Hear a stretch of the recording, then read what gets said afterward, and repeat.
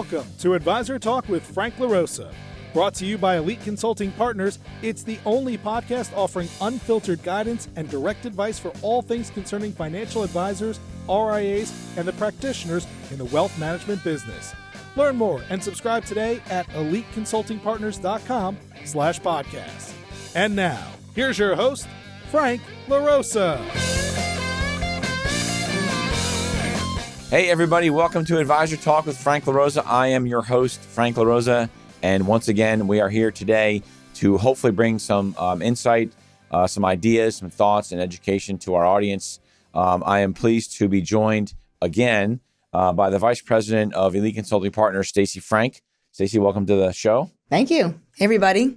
Looks like she'll be a regular guest, not a guest, but a regular co-host. Because we make a dynamic duo and a very dangerous duo. So anyways, glad to have you here.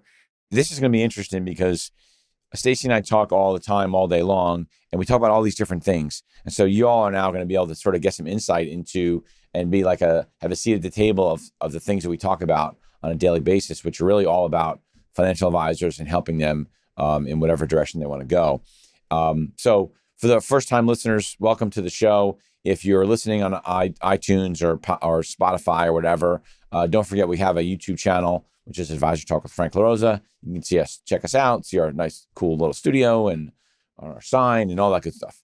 Anyway, so this week we were talking about some stuff going on, both at our firm and just with some advisors that we work with. You know, when we talk to an advisor that's making a move, and you know, our main purpose was really helping them get to the right firm. But a lot of times what we end up talking to them about is also growing their business and setting up their structure. And I don't want to call it coaching. It's coaching to a degree, but we end up getting into the weeds on their business side of it.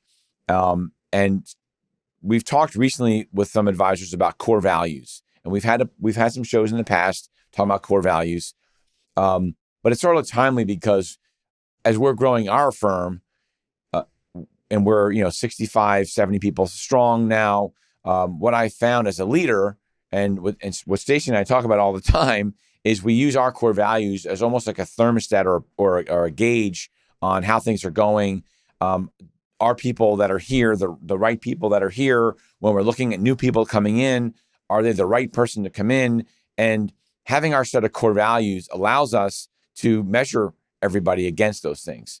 And what we were talking about coming into the end of the year was advisors that sort of drift, right? So you may have a set of core values, and we can talk about why you need core values in the first place if you don't. But the other thing, which is something that I believe is happening, or it happens to me, happens to us, all the time, is you drift. And what I mean by drifting is you sort of get complacent with what you're doing, and you sort of drift away from those things. And it's really important to come back to those. So Stacey, you were talking about this week and why it was important. So in terms of your leadership and the way you view things and the advisors you're talking to, what are some of the things that you feel, and maybe you can talk about our core values, but what are some of the consistent things that you've seen with advisors that, the separators between the guys, the practices that have core values and the ones that don't have core values? It's a great question. So what advisors or really any businesses sometimes fail to do is really have a definition of who they want to be. What's the message that they want to portray to their clients or within the culture of their firm? And without some kind of defined core values for everybody to go by, you're just kind of winging it.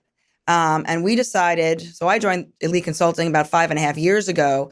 And about a year or so in, you came to us and said, we sort of have operating ethics and principles, but in reality, it's not really defined. So you came to those of us that were there and said, what's important to you? What gets you up every day?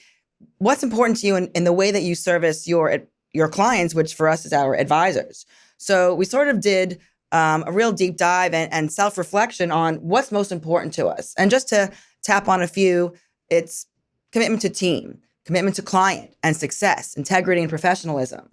Now, that's something that really drove us, and we're not going to get into the detail of it right now, but why it's so important. And when we talk to advisors that maybe think they have core values or operate in a certain way, they really don't. It's not defined. Like for us, it's on the walls. It's on all of our training. When we talk with advisors in those conversations, we basically describe them to them. It's on our website. It's on our website. Yeah, I mean, look, you have to be proud of those core values, and when you put them out there, right? Now you have to follow them because now somebody can hold you accountable to them. One of the ones I think that you had a lot of influence on was commitment to continued learning, right? That is a really important thing because if you believe that you know everything that you need to know, you're gonna end up in a bad situation. So for us, it's always about learning. And the other one is commitment to firm and family, right? Firm and family connection. We believe that firm and family connection is really important because if you can build a successful career, everybody has sort of personal things that happen in their lives and in life, and you got kids going to college and all sorts of stuff, right? And if you have a successful career, whether it's in financial services, whether it's recruiting, doesn't matter what it is. It's a general thesis, really. But if you have a successful business, then it allows you to have a more fulfilled home life, right? And because and I say fulfilled because that means something different for everybody. Mm-hmm. And so we thought that was really important. It really came down to, like Stacey, you're saying, who we are, right? Who we want to be, and what are those driving things that we want to, that are unquestionable, right? And it's a goal to achieve, right? It's never like if you're checking all the boxes and you don't have to work very hard to achieve your core values, they're not good enough core values. Right. I think what happens sometimes is we get into the routine, we get into the rut of the day-to-day, the minutia of working, servicing our clients, working together as a team. What happens is unless they're defined, where's the accountability?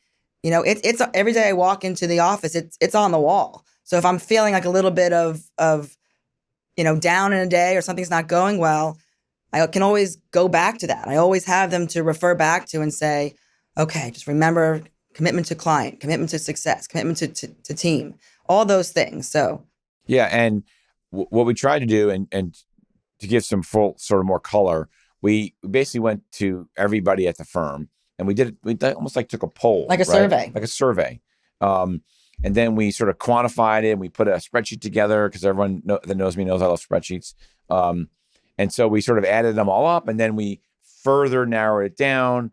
Let's call it, there was probably 25 different, core values people talked about. And we narrowed it down to 10. And then we narrowed it down further. So the management team then took it further and narrowed it down. And the core values, I think what's important to work through is core values need to, in my opinion, carry over into your personal life. So we have one of them is commitment to faith. And it's not necessarily a religious faith. It's a faith in a process, in the process, in things will work out, right? Do what you do it consistently, do it with integrity and professionalism, mm-hmm. right? Which is key.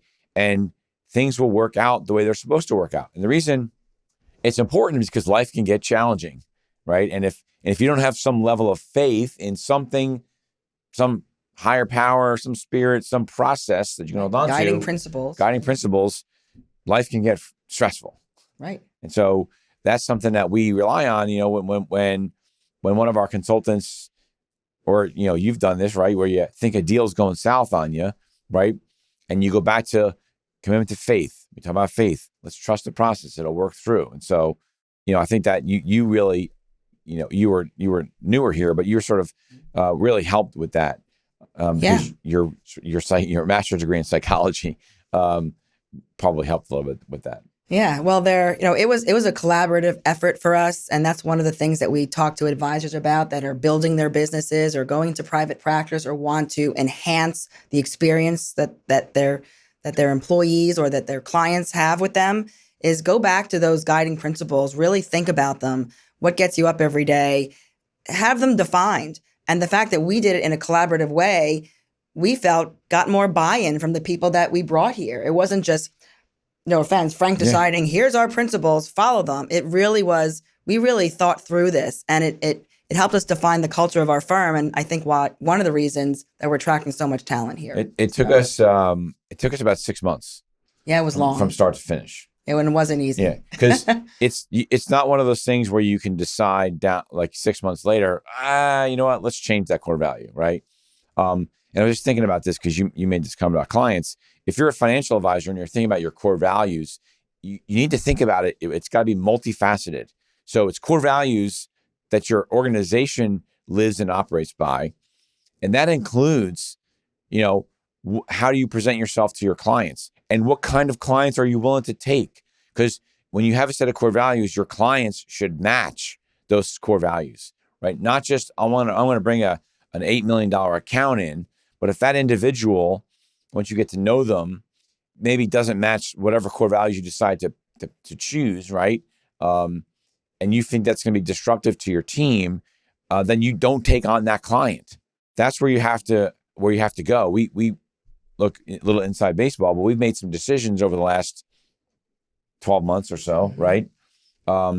Which were tough decisions that I don't know if we could have made if we didn't have core values to lean on. Meaning if we didn't have, not a backstop, right? But, it gives you a game plan, right? And so, and we feel better about those decisions. And that's what core values allows you to operate on. So we say we hire on core values and we fire on core values, right? For a financial advisor, you should also hire and fire clients based on core values. And so thinking about that stuff, and we're bringing this up now, I think because we're coming into the end of the year and we find that a lot of advisors are starting to talk about planning and what's their next year going to look like, 2024. And just too many advisors step over this. They think it's too soft, They don't want to spend the time. Right. It's not easy. They don't spend the time because you have to be somewhat self-reflective. You have to be, honest with yourself, with what's important to you. And look, when we narrowed it down to 7 core values, it wasn't like the other 20 sort of values that everybody had weren't good, but you have to be able to narrow it down, quantify it, and be able to articulate what it is and why it's a core value of yours, so that when you tell your clients and people, this is another thing where advisors make a mistake. They have a set of core values and they don't tell their clients about it, right? Because it's not client facing. But the reality is clients want to know those things, that you operate with a certain level of, and they all assume you operate with integrity, right? But there are other things that drive you, that make your practice special. Like what separates you? I think that's where you're talking about what separates you from the competitors. How are you different? We get asked all the time, why should I work with you? I get these calls all the time, but in reality, we have a set of core values that allow us to service our advisor clients better than anybody. We have those core values so that we can build a tremendous culture here that attracts people to come. If we just willy-nilly it and they're not defined, then who are we really? And that's the advice that we provide out there in the marketplace, and really encourage our clients, our advisors to do the same. Right, because if you think about what our main purpose in why we're here, right? Why do we do what we do? That is to deliver the best transition advice we possibly can to financial advisors in the financial advisor community. That's sort of like our goal, right? We always say, sort of tagline, we help advisors transition their hopes and dreams into reality. And so the way we look at, when we talk about growing our firm, the more people we have here at Elite, we're at 65 or 70 some odd people, right? But the more people we have here, the more advisors we can help. So we look at core values as a way to attract the best talent we can on the street, to then provide the best advice we can to the financial advisor community. So there is this direct correlation to why core values are important, and which is what, a lot of advisors, we say it's not about the money, but it's about the money, right? And you might be thinking about, well, how does this help me generate revenue, right?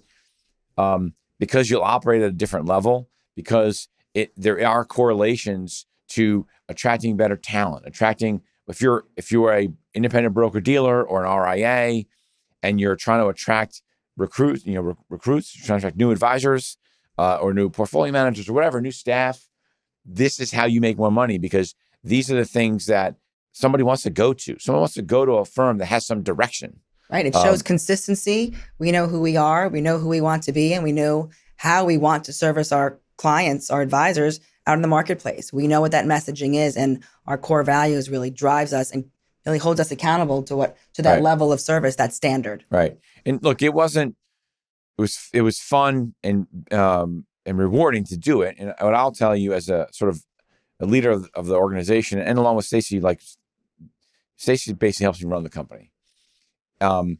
And at the beginning, when I say we hire and fire, it was a little bit uncomfortable at the beginning to say no to somebody or to ask someone to sort of politely like not be here anymore because of the core values.